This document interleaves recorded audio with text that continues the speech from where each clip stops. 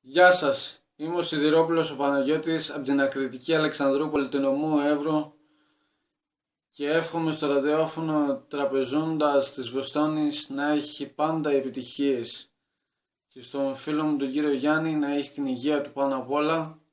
και να κρατάει εκεί στη μακρινή Βοστόνη γερά τα ήθη, τα έθιμα και τα τραγούδια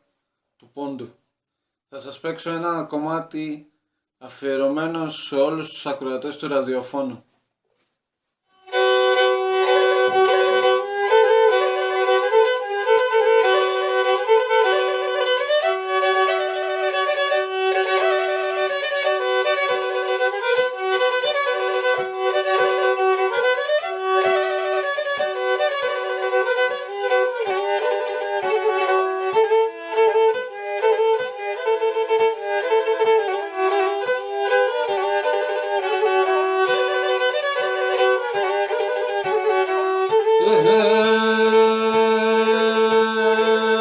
Και ποτάμ θα κατάρουν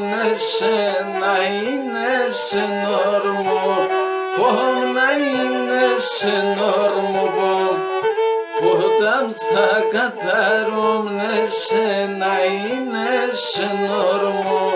πομ να είναι σε νόρμο,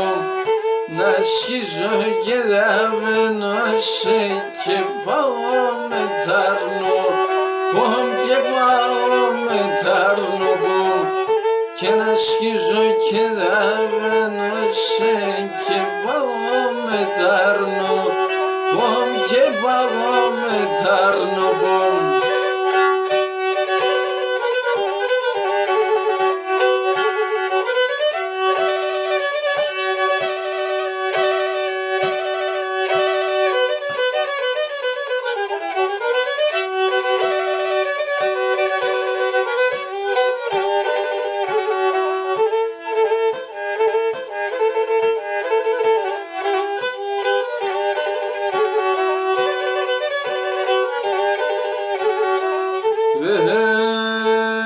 και ποτάμ άντες φωνίζετε λιθάρια κουβάλι,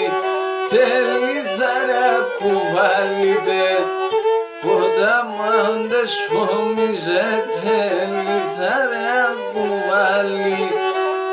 λιθάρια κουβάλιτε, τα κούμια σιρέτε σογιάν τα τέρτα μη και πόρι, τα τέρτα μη και πόριδε, και τα κούμια σιρέτε σογιάν τα τέρτα μη και πόρι, τα τέρτα μη και